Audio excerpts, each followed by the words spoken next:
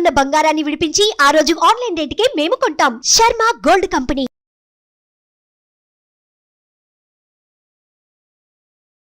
నమస్తే ప్రదీప్ జోషి గారు. శ్రీమాత్రే నమః. సార్, చాలా మంది ఏలినాటి శని గురించి భయపడుతూ ఉన్నారు. ఎస్పెషల్లీ ఎవరికైతే ఏలినాటి శని ఉంటుందో వాళ్ళందరికీ ఏ రకంగా ఉంటుందో, ఎటువంటి ప్రయోజనాలు ఉంటాయో, అసలు మనకి ఎటువంటి ప్రభావాలు చూపిస్తూ ఉంటుందో అని భయపడుతూ ఉంటారు.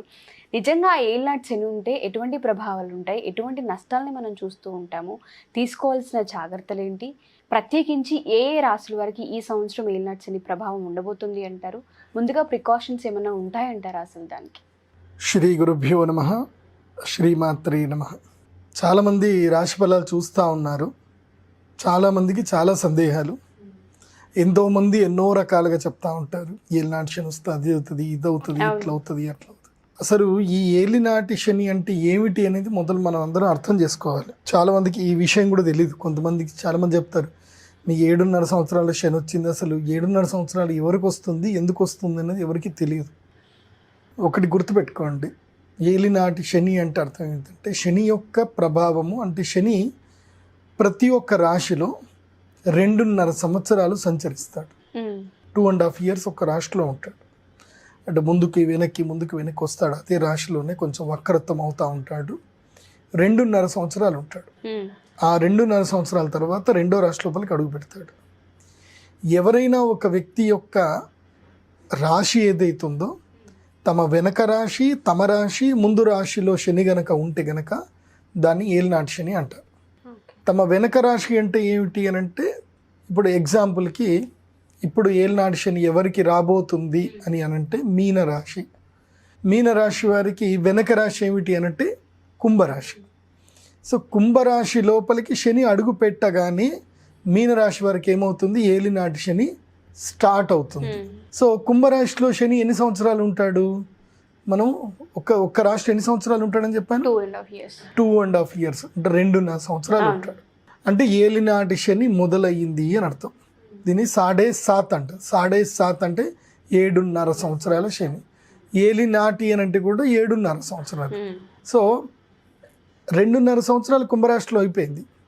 అప్పుడు ఏంటి, శని వచ్చేసి నెత్తి మీద కూర్చున్నాడు అని అర్థం. నెత్తి మీద శని కూర్చున్నాడు అంటే ఏమవుతుందంటే ఆలోచనలోనే మార్పు జరుగుతాయి. ఆశ పెరిగిపోతుంది. ఎవరైనా ఈజీగా మోసం చేయగలుగుతారు. ఇప్పటి వరకు ఎందుకోసం అంటే శని 12వ స్థానంలోకి వచ్చాడు అని అంటే అంతకన్నా మునుపు 2.5 సంవత్సరాలు 11వ స్థానంలో కూడా ఉంటాడు కదా. 11వ స్థానంలో శని ఉంటే మంచి లాభాలు కలిగిస్తాడు. సూపర్గా వాళ్ళని ఒక మంచి హయ్యర్ స్టేటస్లో కూర్చోబెడతాడు. మీనరాశి వాళ్ళకి అదే జరుగుతుంది. ఇప్పుడు ఏం జరుగుతుందంటే ఎక్కడైతే కూర్చోబెట్టాడో అక్కడి నుంచి కింద ఎత్తేస్తాడు శని. అందుకే ఏలినాటి శని వచ్చినప్పుడు ప్రారంభమైనప్పుడు ఏంటంటే నెత్తి మీదకి వస్తాడు అనమాట. శరీరాన్ని మొత్తం కూడా మనము 7.5 సంవత్సరాలకి భాగంగా మార్చేసుకోవాలి. అంటే 7 parts కిందకి డివైడ్ చేసుకోవాలి. అంటే సప్త చక్రాల కిందకి డివైడ్ చేసుకుంటారనమాట. సో మొదలు వచ్చేసి ఇక్కడ నెత్తి మీదకి వస్తాడు. నెత్తి మీద రాగానే ఏం జరుగుతుందంటే విపరీతమైన ఆలోచనలు వచ్చేస్తాయి. నేను అవమ్మేస్తాను, ఇవమ్మేస్తాను, నేను అక్కడ పెట్టుబడి పెడతాను, ఇక్కడ పెట్టుబడి పెడతాను, వీడు నా ఫ్రెండ్ ఒకడు వచ్చాడు, నాకు మంచి ఆఫర్ ఇచ్చాడు, అట్లాంటి కొంతమంది వ్యక్తులు పరిచయం అవుతారు. నమ్మకం లేదా, నమ్మకం ఉంటే తీసుకోలేకపోతే లేదు, సూపర్ డీల్ ఉంది, కాకపోతే కొంచెం పైరవీలు చేయాల్సింది ఉంటుంది, నీకు ఇదే ల్యాండ్ ఇక్కడ కొనుక్కోవాలంటే. ఎగ్జాంపుల్ ఎట్లాంటి ఆఫర్లు వస్తాయనంటే, అంటే ఈ ఏలినాటి శని ప్రభావము లాస్ట్ టైము కుంభరాశి వాళ్ళకి స్టార్ట్ అయిందనమాట 2.5 years బ్యాక్. కుంభరాశి ఒక వ్యక్తి నాకు తెలిసిన వ్యక్తి, మంచి రియల్ ఎస్టేట్ పర్సన్. అతనికి సెంట్రల్ నుంచి ఒక మినిస్టర్ దగ్గర నుంచి ఒక ఫ్రెండ్ మినిస్టర్స్ అందరు బాగా తెలుసు అని చెప్పి ఆయనకు పరిచయం అయ్యాడు. పరిచయం ఏం చేశాడు, బాగా తిప్పించాడు. మనకి ఢిల్లీలో అన్ని పరిచయం, అసెంబ్లీలో పరిచయం, మనకి పార్లమెంట్లో అన్ని పరిచయం అని చెప్పాడు. అన్నట్టుగానే మంచిగా విజయవాడ నుంచి చార్టర్డ్ ఫ్లైట్లో తీసుకెళ్ళాడు ఢిల్లీ. చార్టర్డ్ ఫ్లైట్ అంటేనే ఇంకా అక్కడికి మనకి ఇంకా అయిపోయింది. ఇంకా అరే చార్టర్డ్ తీసుకెళ్ళాడు. తర్వాత రాజ్భవన్ మార్గం ఉంటుంది, అక్కడంతా కూడా రాష్ట్రపతి దగ్గర ఏదైతే పార్లమెంట్ ఉంటుందో అక్కడ ఎంపీలు ఎవరైతే రాజ్యసభ సభ్యులు అందరు కూడా ఇండ్లు ఇస్తారు అక్కడ. అసలు ఆ ఇళ్లకు పోవడమే కష్టం అనమాట. అలాంటిది వీడు ఆ ఇళ్లకు తీసుకెళ్ళి ఒక రాజ్యసభ దగ్గర ఎవరైతే ఉన్నాడో ఆయన ఇంటికి తీసుకెళ్ళాడు. చక్కగా ఆ ఎంపీ రాజ్యసభ ఎంపీతో కూడా మాట్లాడిచ్చాడు. అక్కడనే భోజనాలు జరిగాయి, అన్నీ అయిపోయింది. పలానా చైర్మన్ పదవి మీకు ఇప్పిస్తామని చెప్పేసానంటే అబ్బో ఇంకేంది, అన్ని రకాలుగా అఫీషియల్గా ఉన్నాయి కదా. అందుకోసం అంటే చార్టర్డ్ ఫ్లైట్ తీసుకెళ్లారు, పార్లమెంట్లో చూపించారు, సాక్షాత్తు రాజ్యసభ ఎంపీయే ఓకే కరేంగి అని చెప్పేసాను అన్నాడు, అన్నీ అయిపోయింది. సో ఏం లేదండి, మీరు ఒక 25 కోట్లు పెడితే మీకు ఆ చైర్మన్ పదవి వచ్చేస్తుంది. తర్వాత మీకు మీ చేతిలో ప్రతి సంవత్సరము దాదాపు ఆ చైర్మన్ పదవిలో ఉండేటువంటి వాళ్ళకి గవర్నమెంట్ నుంచి ఫండ్ వస్తుంది, అవి ఖర్చు పెట్టాలి, అవి ఖర్చు పెట్టి సిగ్నేచర్ చేసే అథారిటీ మీకే ఉంటుంది. అంటే సంవత్సరానికి దాదాపు 5,000 కోట్లు మీ చేతి మీద ఖర్చు అవ్వాలి. సో మీరు ఎవరికి ఆఫర్ చేస్తే వాళ్ళకే వెళ్తాయి తప్ప ఇంకెవరికి వెళ్ళవు అని ఇట్లా చెప్తే ఆయన ఎక్కడో మేఘాల్లో తేలిపోయాడు అనమాట.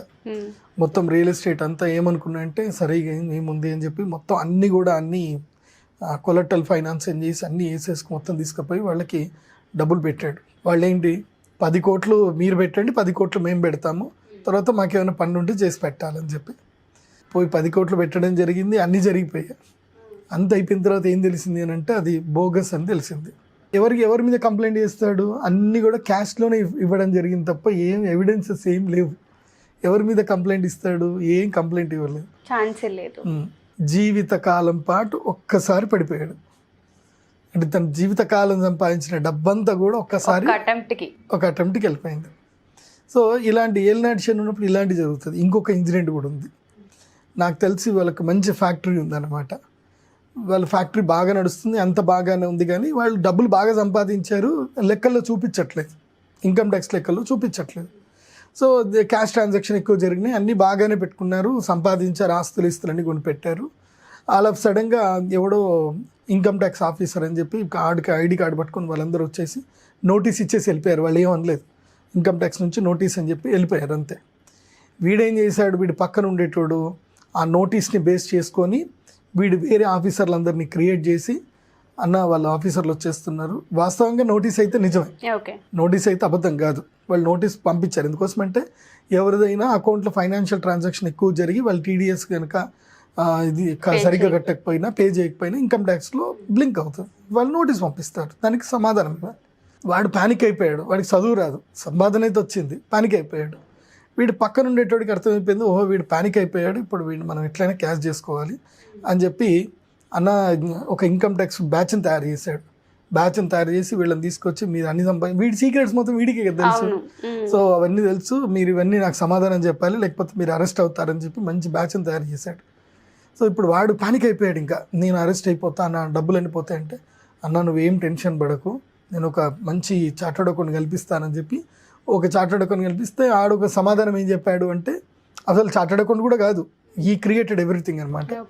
ఏం లేదండి, మీ ఆస్తి అంతా మీ నమ్మకస్తుల మీద పెట్టండి, నడిపించండి, ఏదన్నా అయితే వాళ్ళు ఇరుక్కుంటారు, మీరు బయట ఉండి అంతా రన్ చేసుకుందరులేండి, ఎక్స్పీరియన్స్ మీకు ఉంది కదా అని అంటే నమ్మకస్తుడు ఎవడు అని అంటే ఎందుకు మన పిల్లాడే ఉన్నాడు కదా అని చెప్పి వాడి పేరు చెప్పాడు. వాడు అన్న వద్దన్నా, నా పేరు మీద వద్దన్నా, నేను జైలు వాడి ఇంకా బతిమలాడడం అనమాట, రిక్వెస్ట్ చేసి ఏరా నీ పేరు మీద చేసుకోరా, మళ్ళీ ఇది అయిపోతుంది అని చెప్పేసి అంటే ఫైనల్గా ఆస్తి మొత్తం వాడి పేరు మీద రాయించుకున్నాడు. గిఫ్ట్ డీడ్ చేయడానికి లేదు, బికాస్ రిలేషన్ కాదు కాబట్టి సేల్ డీడ్ ఎగ్జిక్యూటివ్ చేసుకొని అంత అయిపోయింది. ఒక 1 నెల రోజుల వరకు వాడికి అదే మంచిగా ఉంది, ఆ థీమ్లోనే ఉన్నాడు, అంత బాగుంది 1 నెల రోజుల వరకు.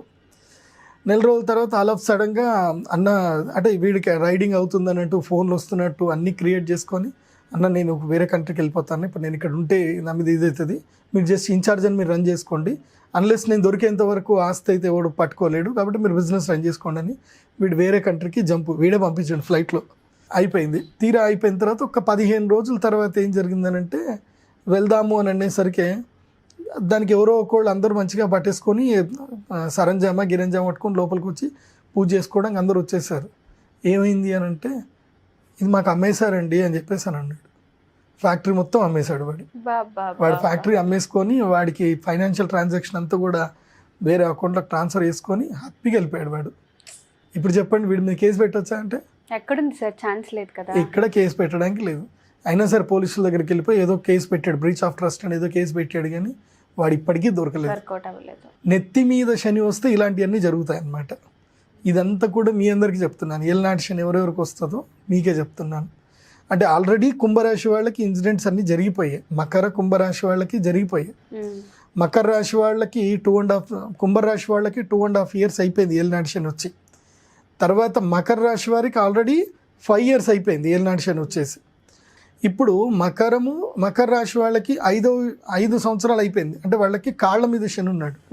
శని కాళ్ళ మీద ఉండడం అంటే ఏంటంటే ఊరు వదిలేసి వెళ్ళిపోవడము, లేదంటే ఎక్కడికైనా ఇంకా ఎందుకోసం అంటే 5 సంవత్సరాలు నష్టపోతారు. ఆల్మోస్ట్ 5 సంవత్సరాలు నష్టపోతారు. కాబట్టి ఏం చేస్తారంటే ఇక ఇది కాదురా, ఇంకెక్కడ జీవితం మార్చుకుందాము, ఈ ఊర్లో మన పరువు పోయిందనో, డబ్బులు పోయినాయనో, ఏదో జరిగిందనో, అప్పుల పాలైనవనో, ఇట్లాంటి కొన్ని ఆలోచనలు చేసుకొని వాళ్ళు ఊరు మారుతారు అనమాట. అంటే స్థాన మార్పు అనేది జరుగుతుంది. ఎప్పుడైతే ఏలినాటి శని 2.5 సంవత్సరాలకి ఇంకా చిట్ట చివరి దశకు వస్తుందో అప్పుడు చరం అన్నమాట. అంటే తిరిగిపిస్తాడు, బాగా విపరీతంగా తిరిగిపిస్తాడు. మొట్టమొదటిగా వచ్చినప్పుడు 2.5 సంవత్సరాలు ఏం చేస్తాడంటే తప్పుడు నిర్ణయాలు తీసుకొని కంటతడి పెట్టిస్తాడు. మిగతా 2.5 సంవత్సరాలు జీవితంలో ఎవరు నీ వాళ్ళు, ఎవరి నా వాళ్ళు, ఎవరు నీకు అయిన వాళ్ళు, కాని వాళ్ళు ఎవరు అనేది టోటల్గా నీకు క్లారిటీ ఇప్పించేస్తాడు. అంటే మన కష్టం వస్తే కదా నిజమైన ఫ్రెండ్ ఎవడో అని మనకు తెలిసేది. సో అలా క్లారిటీ ఇప్పిస్తాడు. ఆ తర్వాత లాస్ట్ 2.5 సంవత్సరాలు ఇంకా నీ శక్తి ఏందో నీకు గుర్తు చేస్తాడు. సో మన శక్తి ఏంటిది, మనం ఎక్కడికి వెళ్ళాలి, మన ప్లేస్ ఏంటిది, మనకు ఒక క్లారిటీ వస్తుంది లైఫ్లో. సో ఆ 2.5 సంవత్సరాల లైఫ్లో క్లారిటీ వచ్చిన తర్వాత ఏలినాటి శని రావడం అంటే అర్థం ఏంటంటే ఒక బంగారాన్ని కొలిమిలో వేసి బాగా మరగబెడితే అది దానికి మెరుపు వస్తుంది. తుప్పు పట్టిన బంగారం అయినా సరే కొలిమిలో వేస్తే ఏమవుతుంది, దాని తుప్పంతా కూడా పోయి అది బాగా ప్యూర్గా మారిపోతుంది. సో దానికి ఒక షైన్ అనేది వస్తుంది, న్యూ షైన్ వస్తుంది. అట్లా ఈ కొలిమి అనమాట. ఏలినాటి శని అనేది ఏంటంటే కొలిమి లాంటిది. నువ్వు బంగారం లాంటి వాడివి అయితే గనక ఆ కొలిమిలో పడ్డప్పుడు నువ్వు ఇంకా మెరుగుపడాలి. సో ఆ ఎక్స్పీరియన్స్లు జరిగినా ఏది జరిగినా that is the God gift అనుకొని అదొక ఛాలెంజ్గా తీసుకొని మనం లైఫ్లో ఇట్లాంటి వాళ్ళు మనకి గుణపాఠాలు నేర్పించడానికి వస్తారు, గుణపాలు దించడానికి వస్తారని చెప్పి తెలుసుకొని మనం ముందుకెళ్ళాలి. అందుకే ఏలినాటి శని వాళ్ళని ఎవరినైనా సరే మనం టచ్ చేస్తే, ఇప్పుడు ఉదాహరణకి ధనుసు రాశి వాళ్ళని మీరు టచ్ చేయండి, వాళ్ళు ఆల్రెడీ రిలీజ్ అయిపోయి ఉంటారు ఈ పాటికి. కాబట్టి ఇంకా వాళ్ళ జీవితంలో ఎవరి మీద చెడు మాట్లాడరు. ఇంకా ఎవరి మీద ఏదైనా రూమర్స్ వస్తే రూమర్స్ వాళ్ళు స్ప్రెడ్ చెయ్యరు. ఎవరి గురించి వాళ్ళు ఏం మాట్లాడరు. ఇంకా వీళ్ళకి కూడా టైం వచ్చినట్టుంది అని వాళ్ళకి ఒక లైఫ్లో ఒక మంచి క్లారిటీ వస్తుంది అనమాట. అట్లా వృశ్చిక రాశి అడిగిన కన్యా రాశి వాళ్ళకి ఎప్పుడు వచ్చిందంటే 2008 ఆ టైంలో కన్యా రాశి వాళ్ళకి ఏలినాటి శని ఉండే. అప్పుడు వాళ్ళకి సమస్యలు, విపరీతంగా సమస్యలు ఉండే కన్యా రాశి వాళ్ళకి. ఇప్పుడు కన్యా అయిపోయింది, వృశ్చికం అయిపోయింది, ఇప్పుడు తుల అయిపోయింది, ధనుస్సు అయిపోయింది. ఇప్పుడు మెచ్యూర్డ్ రాశులు ఎవరంటే ఈ 4 రాశుల వాళ్ళు మెచ్యూర్డ్ ఉంటారు అనమాట. వీళ్ళని పట్టుకొని అంటే ఎంగేజ్లో ఉన్నటువంటి అంటే 20 నుంచి 40 ఏళ్ళ మధ్యలో ఉన్న వాళ్ళని వీళ్ళని ఎవరిని పట్టుకున్నా సరే వీళ్ళకి ఏలినాటి శని ప్రభావం అంతా కూడా తెలిసిపోయి ఉంటుంది, ముఖ్యంగా ధనుసు రాశి వాళ్ళకి. అందుకే ఇప్పుడు మీన రాశి వాళ్ళు చాలా జాగ్రత్తగా ఉండాలి. ఇందాక మీకు ఎందుకు ఈ స్టోరీలు చెప్పానంటే ఇట్లాంటి నా దగ్గర రోజు వస్తానే ఉంటారు క్లయింట్స్, అందరూ వచ్చి కూర్చుంటారు. ఇట్లా అయిపోయింది అయ్యగారు, అట్లా అయిపోయింది అని చెప్పేసి నేను నవ్వుకుంటూ అడుగుతాను, మీరు అలా ఎలా నమ్మారు అని చెప్పేసారంటే ఏమోనండి తెలియదండి. అదంతే, టైం బాగా లేకపోతే ఏం పని చేయదు. పోలీస్ ఆఫీసర్లే దీంట్లో ఇరుక్కున్నారంటే అర్థం చేసుకోవాలి. నాకు తెలిసిన ఒక ఏసీపీ ఆఫీసరే ఉన్నారు, ఆయనకే ఇరుక్కున్నాడు పాపం. ఆయన తనకే తప్పలేదు అంటే తన భార్య వల్ల ఆయన చేయలేదు, కానీ వాళ్ళ భార్య ఆత్యాశకి వెళ్ళిపోయి ఆమె ఇరుక్కుంది. ఆయన కూడా కంప్లైంట్ చేయలేని పరిస్థితి. అంటే అట్లా అందరూ ఉంటారు, ఎవరు చట్టానికి ఎవరు అతిథులు గారు. సామాన్యుడైనా పోలీసులైనా ఎవరైనా చట్టానికి అందరూ సమానమే. అందరూ కూడా మళ్ళీ గ్రౌండ్ నుంచే కంప్లైంట్ ఫైల్ చేయడము, దాన్ని ఎంక్వైరీ చేసుకోవడం, ముందుకెళ్ళడం. కొంచెం ఎవరైనా పెద్ద స్థాయి ఉన్న వాళ్ళు ఇన్ఫ్లుయెన్స్ పెట్టుకుంటారు. కానీ తప్పు చెయ్యాలి అని పూర్తిగా నిర్ణయం చేసుకున్నవాడు, మోసం చెయ్యాలని నిర్ణయించుకున్నవాడు నీకే ఎవిడెన్స్ లేకుండానే మోసం చేస్తాడు వాడు. కోసం అంటే వాడి వృత్తి అది కదా. కాబట్టి వాళ్ళందరినీ ఎవరు అంటే వాళ్ళంతా శనిగ్రహానికి సంబంధించిన వాళ్ళొక వ్యక్తులని చెప్పుకోవచ్చు. ఇంకా అంటే శని ఏం చేస్తాడు అంటే మన జీవితంలో కర్మఫలాన్ని ఇస్తాడు, కర్మ విపాకాన్ని ఇచ్చి ఏం చేస్తాడు అంటే పిండుతాడు, మనని మొత్తం కూడా పిండేస్తాడు. ఎంత అహంకారం ఉన్నా, ఎంత అహంకారం వ్యక్తినైనా సరే శనిగ్రహం వచ్చేసి పిండి పట్ట కొడతాడు. ఇంకా కొట్టి ఈ జీవితము సుఖాలు కాదు, భోగాలు కాదు, నానేవాళ్ళు కాదు, వీళ్ళు ఎవరూ కాదు. జీవితం అంటే ఏమిటి అని అంటే నిన్ను నువ్వు ఉద్ధారం చేసుకోవడము, భగవంతుని వైపు నువ్వు వెళ్ళడము అని ఒక మంచి రియలైజేషన్ తీపిస్తాడు. మనిషి మైండ్ కామ్ అయిపోతాడు. అదే ఏలినాటి శని అంటే 7.5 సంవత్సరాలు ఏలినాటి శని. ఒక రకంగా మనిషి ఇంకో మనిషిగా మారడానికి ఒక అవకాశం అని చెప్పుకోవచ్చు కదా సార్. మనిషిగా మారే అవకాశం, ఒక మంచి అవకాశం. కాకపోతే చాలామంది ఏం జరిగిపోతారంటే దీంట్లో మనుషులు సెట్ చేసుకోలేకపోతారు. అంటే ప్రతి ఒక్క మనిషి కష్టాలు వస్తాయండి. కానీ కొంతమంది ఏమైపోతారు అంటే ఆ కష్టాన్ని తట్టుకోలేక కొంతమంది మధ్యలోనే ఎగ్జిట్ అయిపోతారు, గివ్ అప్ చేసేస్తారు. ఇంకొకళ్ళు ఏంటంటే వీళ్ళ కష్టం వచ్చింది కదా అని ఇంకొక కష్టం ఇచ్చినట్టుగా వీళ్ళు కూడా మోసగాళ్ళ కిందకి మారిపోతారు, వీళ్ళు కూడా చెడ్డదారులకు వెళ్ళిపోతారు. ప్రతి మనిషికి జీవితం 2 దారులు ఇస్తుంది, నీకు మంచి దారి ఇస్తుంది, చెడు దారి ఇస్తుంది. మంచి దారి కొంచెం లేట్ అవుతుంది నువ్వు సక్సెస్ అవ్వడానికి, బట్ అది నీకు పర్మనెంట్గా ఉండిపోతుంది. చెడు దారి నీకు ఇన్స్టెంట్గా సక్సెస్ ఇస్తుంది, కానీ ఇన్స్టెంట్గానే నేను తీసుకెళ్ళి కింద పడేస్తుంది. ఇప్పుడు పుష్ప 2 సినిమా వస్తుంది కదా, నీకు ఇదే చూపిస్తారు పుష్ప 2లో. పుష్ప 2 కొంచెం ఫ్లాప్ అవ్వడానికి కారణాలు కూడా ఉంటాయి, కాకపోతే ఏంటంటే దీన్ని రియలైజ్ చేపిస్తారు. సేమ్ జగడం సినిమా కాన్సెప్టే, సుకుమార్ జగడం సినిమాని ఎంత మెచ్యూర్గా తీశాడో సేమ్ అదే కాన్సెప్ట్ని పుష్ప 1 పుష్ప 2లో తీస్తున్నాడు. అంతకుమించి పెద్ద తేడా ఏం లేదు, డిఫరెంట్లో చూపిస్తున్నాడు అంతే. జగడంలో లాస్ట్కి వచ్చేసరికి వాడి తమ్ముడికి కాలు విరుగుతుంది, వాడు ఇదైపోతాడు. సో వాడు క్రైమ్ నేర్చుకుంటాడు, ఈజీ క్రైమ్ అని చెప్పి. సో పుష్ప 2లో కూడా అదే జరుగుతుంది. సో పుష్ప 2లో వాడు మళ్ళీ రాజకీయ నాయకుడు అవుతాడు, రాజకీయ నాయకుడు అయిపోయి దీన్ని చట్టం కిందకి తీసుకొచ్చుకుంటారు. ఏది గంధం చెక్కల్ని అమ్ముకోవడం అనేది చట్టం కింద తెచ్చుకుంటారు. అట్లా ఉంటుంది, because I know the story. ఇప్పుడు కూడా అదే చెప్తున్నాను నేను అందరికీ. ఏంటంటే ఇప్పుడు పుష్ప 2 సినిమా ఎందుకు హిట్ అయింది అని అంటే మనకి ఈజీ మనీ అనేది వాడు ఈజీగా గ్రో అయిపోయాడు రా, అట్లాగే ఉండాలిరా, తగ్గేదే లేదంటాడు. నీ ఇంట్లోకి వెళ్ళి ఎక్కడైనా పోయి నువ్వు స్కూల్కి వెళ్ళి తగ్గేదే లేదంటే పట్టుకొని కొడతారు. ఉద్యోగం చేసే దగ్గర పోయి ఏదైనా మనం పని చేస్తున్నాం, జాబ్ చేస్తున్నాం, అక్కడ పోయి తగ్గేదే లేదంటే 4 పట్టుకొని కిందకి వెళ్ళిపో అని చెప్పేసి అని అంటారు. బిజినెస్ చేస్తున్నా సరే తగ్గేదే లేదంటే వినరు. సో తగ్గేదే లేదనేది ఎక్కడ ఉండాలంటే నీ ఇంటర్నల్గా ఉండాలి, నువ్వు చేసే నీ యొక్క వ్యక్తిత్వాన్ని నువ్వు డెవలప్ చేసుకునే దాంట్లో ఉండాలి. సో అట్లా ప్రతి ఒక్క చోట మనము అలా చూపిస్తే కుదరదు, ఒకడలికి పోకూడదు. సో ఏలినాటి శని వచ్చినటువంటి వాళ్ళకి ఇదే ప్రభావం ఉంటుంది. ఈజీ మనీకి అలవాటు పడిపోతారు. కొంతమంది ఏంటంటే డిప్రెషన్కి వెళ్ళిపోతారు. ఇప్పుడు సంబంధ బాంధవ్యాలు కూడా తెగిపోతాయి కదా, ఆ సంబంధ బాంధవ్యాలు తెగిపోయేసరికి దాన్ని రెక్టిఫై చేసుకునేది మానించేసి దాన్ని ఇంకా చింపుతారు. ఇప్పుడు కొంతమంది ఏంటంటే మామూలుగా వైఫ్ అండ్ హస్బెండ్కి మధ్యలో గొడవలు జరుగుతూనే ఉంటాయి. జరిగినప్పుడు సైలెంట్గా ఉండాలి, కానీ దాన్ని 10 మందికి చెప్పి ఏం చేస్తారంటే దాన్ని ఇంకా ఇంకా ఇంకా ఇంకా ఇంకా పెద్దగా ఇస్తారు. అది ఎంతమందికి చెప్తా పోయారనుకోండి అంతమంది మధ్యలో దూరుతారు. అంతమంది మధ్యలో దూరారనుకోండి రేపు మళ్ళీ వాళ్ళు యునైట్ అవ్వలేరు, కలవలేరు.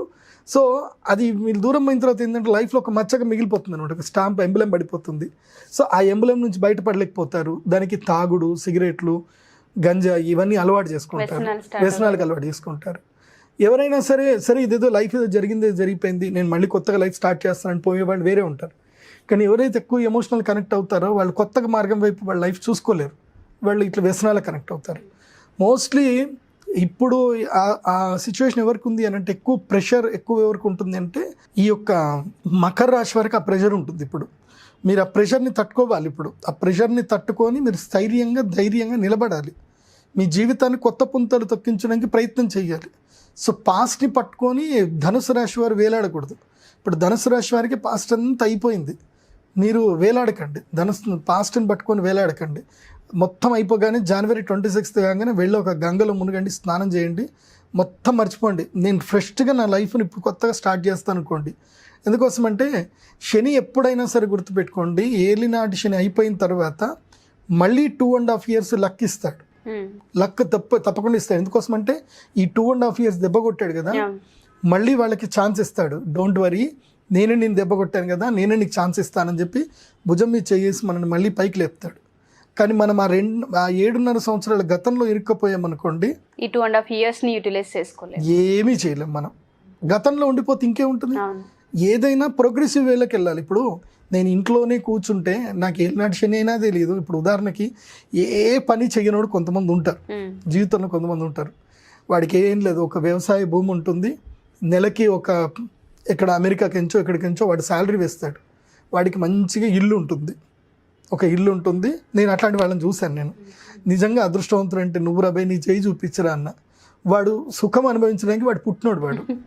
వాడికి ఏంటంటే మొత్తం అంటే బెంగళూరుకి మైసూరుకి మధ్యలో మండి అని ఒక ప్లేస్ ఉంటుంది అన్నమాట.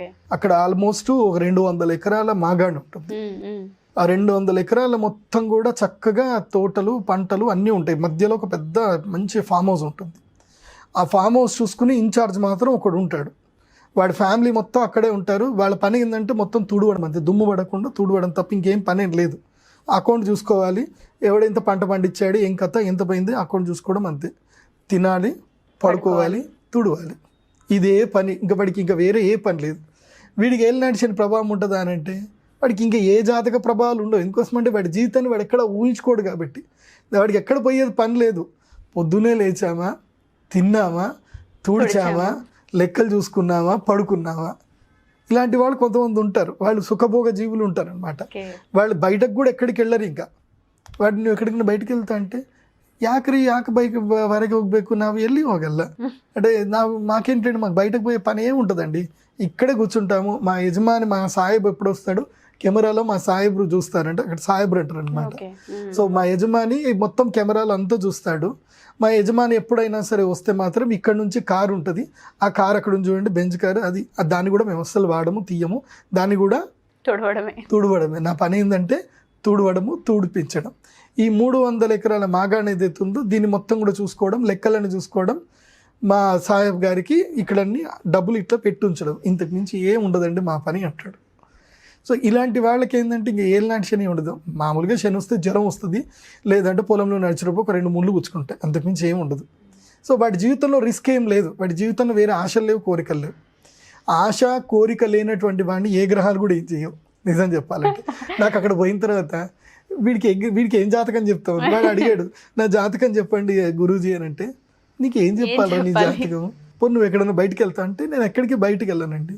సరే జాతకం చూసి పలానా రోజు నీకు అగ్ని ప్రమాదం జరగలే, ఏదైనా వాత జరిగింది అని అంటే, వాడు ఆలోచించి ఒకసారి నాకు ఇక్కడ ఫైర్ యాక్సిడెంట్ జరిగింది, అప్పుడు మాత్రం నాకు చిన్నగా దెబ్బ తాకింది అని అన్నాడు. నీ జీవితంలో జరిగిన పెద్ద ప్రమాదం అదే, ఇంకేం లేదు చెప్పానమాట. నాకు అప్పుడు అనిపించింది అన్నట్టు, ఇది కూడా ఒక జీవితమా అనిపించింది. అంటే జీవితంలో ఇంకేం ఉండదు అనమాట వాళ్ళకి కైండ్ ఆఫ్. అందుకోసమని ప్రతి ఒక్కరి జీవితంలో జాతకం ఉంటుందండి. ఒక్కొక్కళ్ళు, కొంతమంది భోగజీవులు ఉంటారు, కొంతమంది కష్టజీవులు ఉంటారు. నాకు తెలిసిన ఒక బ్యాంక్ మేనేజరే ఉన్నాడు, ఆయనకి శనిగ్రహం అస్సలు బాగలేడు జాతకంలో, గురుగ్రహం మంచిగా ఉన్నాడు. ఆయన ఎక్కడికి వెళ్తాడో జోనల్ హెడ్ కానీ మంచిగానే ఉంటాడు, పోయిన చోట్ల బాగా డబ్బులు సంపాదిస్తాడు, కానీ అక్కడ 3 సంవత్సరాలు మాత్రమే ఉంటాడు.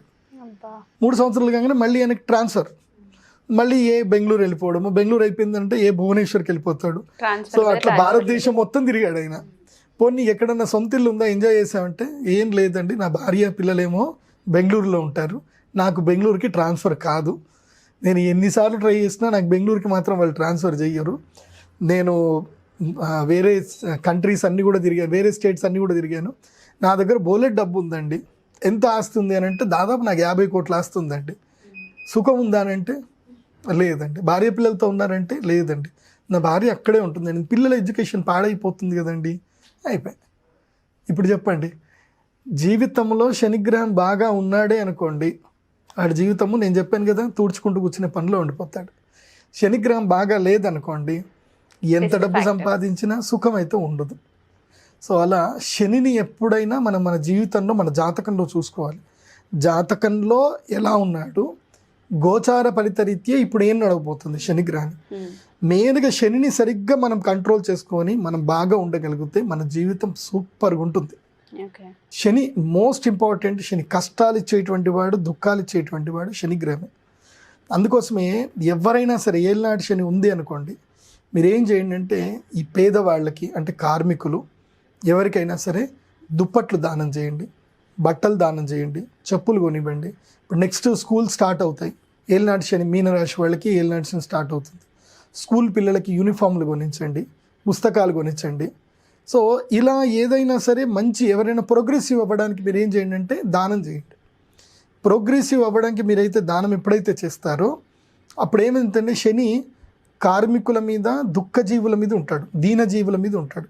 ఎవరైతే పూట గడిస్తే కానీ, రెక్కాడితే కానీ డొక్కాడను అనే వాళ్ళు ఎవరైతే ఉంటారో వాళ్ళు శనిగ్రహ ప్రభావవంతులే ఉంటారు, కర్మ విపాకం అనుభవిస్తూ ఉంటారు. సో వాళ్ళని మీరు గనక చూసుకోగలిగితే, సరిగ్గా వాళ్ళని కరెక్ట్ ట్రీట్ చేయగలిగితే, శని ఏమంటాడు, వీళ్ళ రెస్పాన్సిబిలిటీ నాదే, నువ్వు చూసుకుంటున్నావు కాబట్టి నేను నిన్ను ఇబ్బంది పెట్టను అంటాడు. అందుకోసం నేను ఏలినాటి శని స్టార్ట్ అవ్వగానే ఏం చేయాలంటే మన ఇన్కంలో ఒక 10% తీసి పక్కన పెట్టాలి, పెట్టేసి చారిటీ కిందకి వాడాలి. కడుపు నిండా అన్నం పెట్టడము, లేకపోతే ఎక్కడైనా Needs. వంటలు వండి నీడ్స్ ఎవరికైనా ఉంటే కడుపు నిండా అన్నం పెట్టడం, లేకపోతే ఈ దుప్పట్లు కొనియడం.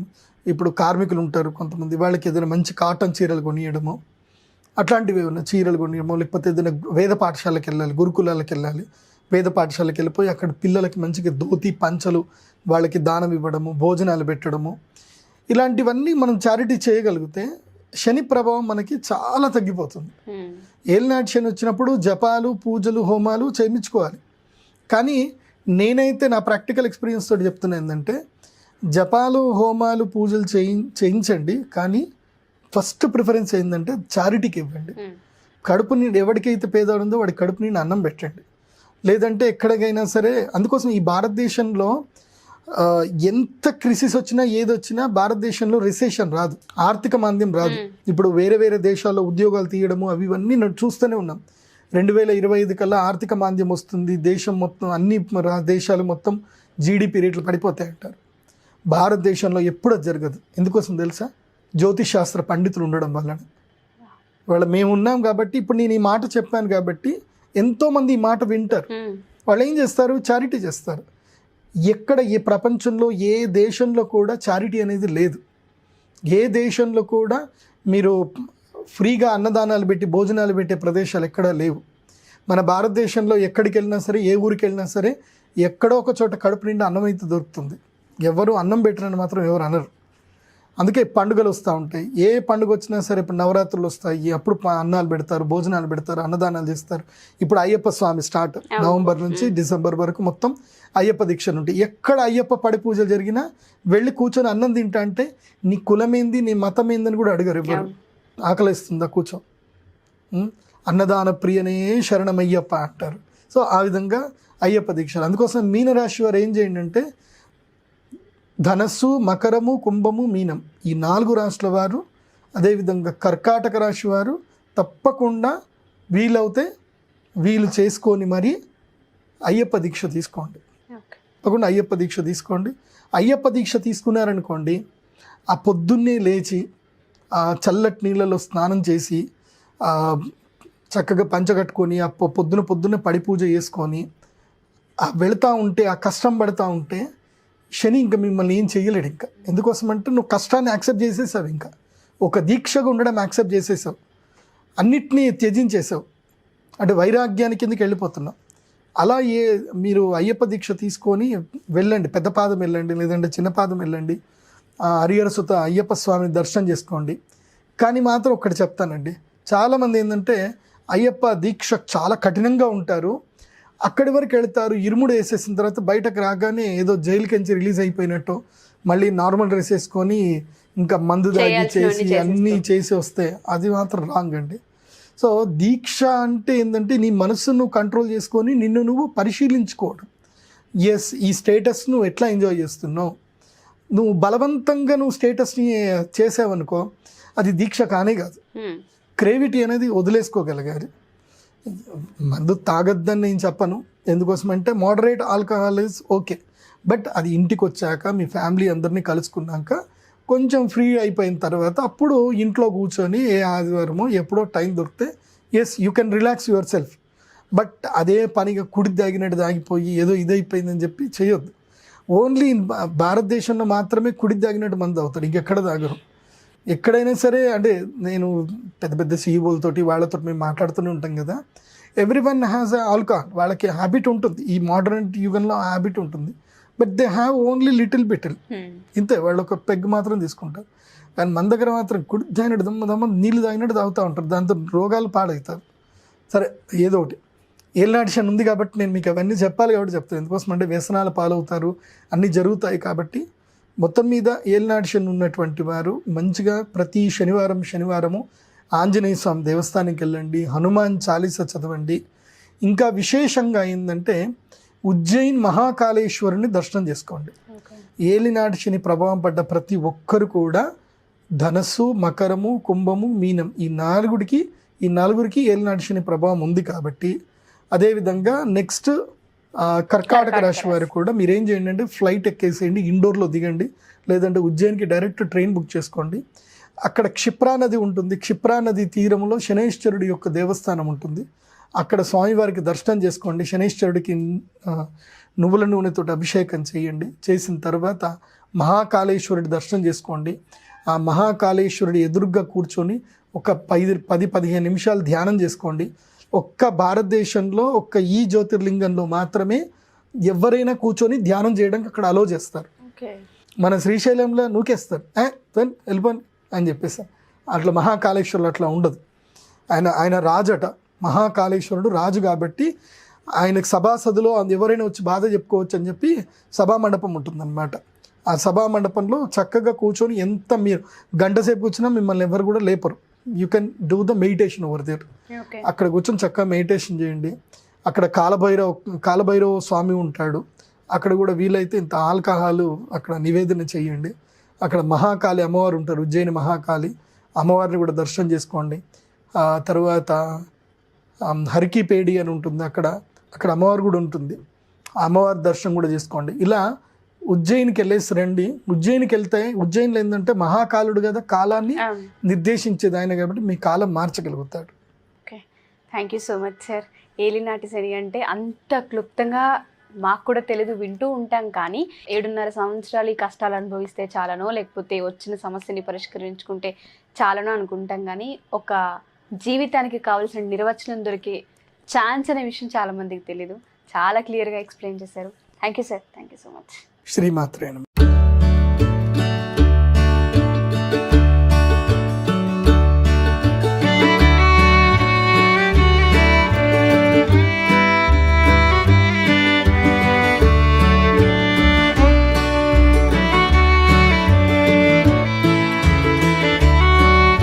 సుమన్ టీవీలో మీ పర్సనల్ అండ్ బిజినెస్ ప్రమోషన్స్ కోసం కింది నెంబర్కి కాంటాక్ట్ చేయండి.